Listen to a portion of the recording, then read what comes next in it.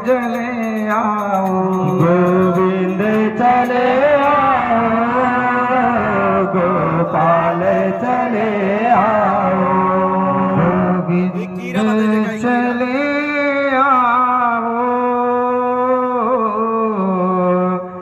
गोपाल चले आओ। बात में वेद व्यास जी महाराज कहते हैं कि भाग्योदयेन वह जन्म समर्जितेन सत्संगमञ्च लभते पुरुषो यदा वै अज्ञान हेतु कृत मोह मदान्धकारनाशा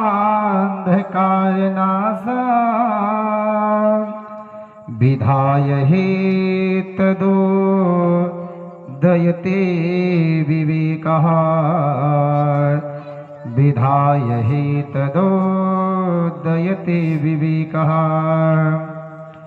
बोले वेद व्यास जी महाराज ने जब भागवत जी का निरूपण किया है तो बोले भागवत जी के शुभारंभ में पहले 6 अध्याय में वेद व्यास जी महाराज ने महात्म्य का वर्णन किया है। बोले महात्म्य यानी महिमा, महात्म्य का मतलब होता है महिमा, कि भगवान की महिमा कैसी है, भगवान की कथा सुनने से हमारे जीवन में लाभ क्या मिलता है। तो कहते क्या है, जब जन्म जन्मांतर कल्प कल्पांतर युग युगांतर के पूर्ण उदय होते हैं तब जाकर के भगवान की यह कथा सुनने का अवसर प्राप्त होता है। बोले यह जो भगवान की कथा है यह बड़ी ही दुर्लभ कथा भगवान की है। बड़े विचार मन में करते हैं लेकिन भगवान की कथा हमको सुनने का अवसर प्राप्त नहीं होता है। तो वेद व्यास जी महाराज कहते क्या है, भाग्योदयेन बहुजन्म समर्जितेन सत्संगमञ्च लभते पुरुषो यदा वै अज्ञान हेतु कृत मोह मदान्धकारनाशं विधाय हेतदो दयते विवेकः। बोले जब जन्म जन्मांतर कल्प कल्पांतर युग युगांतर के पूर्ण उदय होते हैं तब जाकर के भगवान की यह कथा सुनने का अवसर प्राप्त होता है।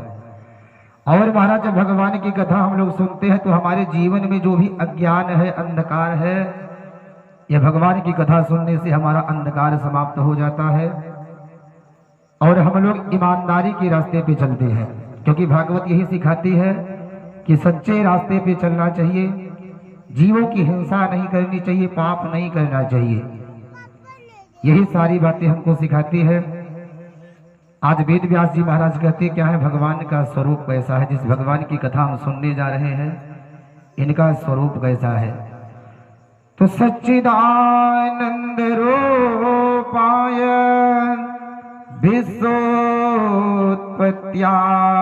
हेतवे तावत्रय विनाशाय श्री कृष्णाय वयं नमः।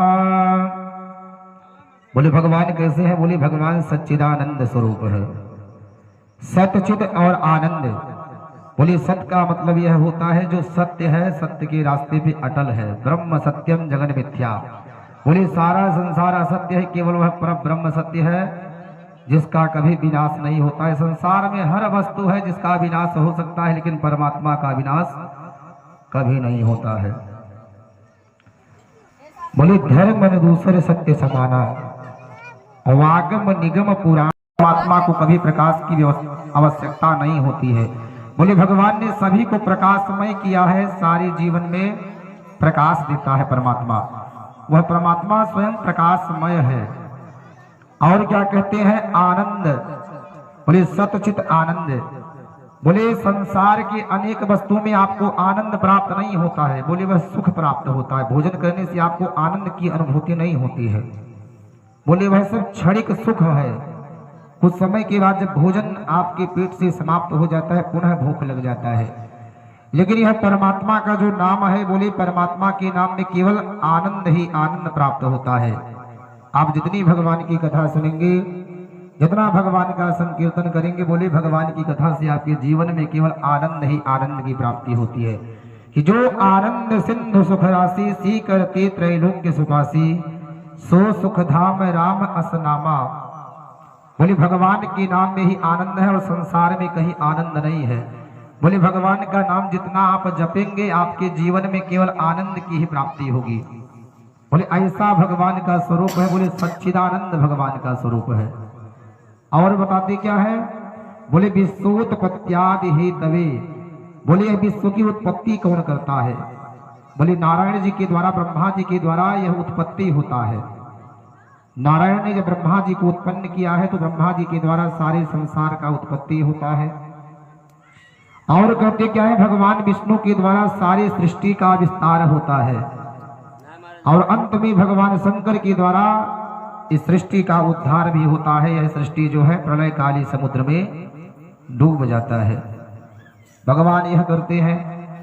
और भगवान क्या करते हैं, बोले तापत्रय विनाशाय, बोले जो 3 प्रकार के ताप है, दैहिक, दैविक, भौतिक तापा, राम राज्य का हो नहीं व्यापा। बोले यह जो 3 प्रकार के ताप हैं, इन 3 प्रकार के तापों से मुक्ति मिलने वाला है। जो व्यक्ति भगवान की कथा सुनता है, भगवान के स्वरूप को जानता है, उनके जीवन में जो 3 प्रकार की तापें होती है यह समाप्त हो जाती है। यह वेद व्यास जी महाराज कह रहे हैं। उसके बाद कहते क्या है कि यम प्रव्रजन्तमनुपेतमपेत कृत्यम द्वैपायनो विरह कातर आजुहाव पुत्रेति तन्मयतयातर ओभिनेदोष तम सर्वभूत हृदयं मुनिमानतोस्मि। बोले सुखदेव जी महाराज को प्रणाम करते हैं। सुखदेव जी को प्रणाम कर रहे हैं। संत महात्माओं ने अपने जीवन में 1000 साल भगवान की कथा सुनने का संकल्प लिया है। यह नैमिषारण्य के पावन भूमि पर 88,000 सौनकाद ऋषि विराजमान है। सौनकाद ऋषियों ने कहा, महाराज हमारा समय कैसे पूरा होगा? तो अपने आपस में चर्चा कर रहे हैं कि भगवान की कथा सुन करके समय बिताया जाए, लेकिन महाराज वक्ता भी होना चाहिए। बोले अगर श्रोता तमाम है तो एक कथा का वक्ता भी होना चाहिए। तो महाराज कहते क्या है, एक दिन वह 88,000 संत महात्मा नैमिषारण्य के संत महात्मा भगवान की भक्ति करके अपने आसन पर बैठे हुए थे। उसी समय एक महात्मा जी का आगमन होता है, जिनका नाम है श्री सूत जी महाराज।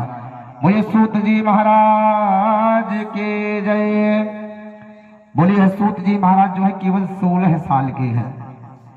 और यह जो 88,000 संत महात्मा है, कोई 1000 साल का है, कोई 10,000 साल का है। बड़े बड़े लंबे लंबे उम्र वाले संत महात्मा नैमिषारण्य के पावन भूमि पर विराजमान है। लेकिन जैसे ही सूत जी महाराज का आज आगमन होता है नैमिषारण्य के पावन भूमि पर, आज यह संत महात्मा देख करके खड़े हो जाते हैं। संत महात्माओं ने कहा, महाराज आइए, आपने बड़ी कृपा किया है, क्योंकि हमारे जीवन में अभिलाषा थी कि गोविंद की भक्ति, गोविंद की कथा हमें प्राप्त हो। सूत जी महाराज ने कहा, महाराज मैं एक 16 साल का बालक हूं, आप लोग इतने बड़े बड़े महात्मा, इतने बड़े बड़े विद्वान, अगर 16 साल के बालक को देख करके आप खड़े हो रहे हैं, यह अच्छा नहीं लग रहा है। सौनकाद ऋषियों ने बड़ा सुंदर जवाब यहाँ पे दिया है कि धन वृद्धा बल वृद्धा आयु वृद्धास्तथैव च ते सर्वेऽपि ज्ञान वृद्धाश्च किंकरा शिष्य किंकरा। सौनकाद ऋषियों ने बड़ा सुंदर जवाब दिया है। महाराज कोई धन में बड़ा होता है, कदाचित कोई बल में बड़ा होता है, कोई उम्र में बड़ा होता है, लेकिन ते सर्वे विज्ञान वृद्धाश्च किंकरा शिष्य किंकरा। महाराज आप ज्ञान में बड़े हैं।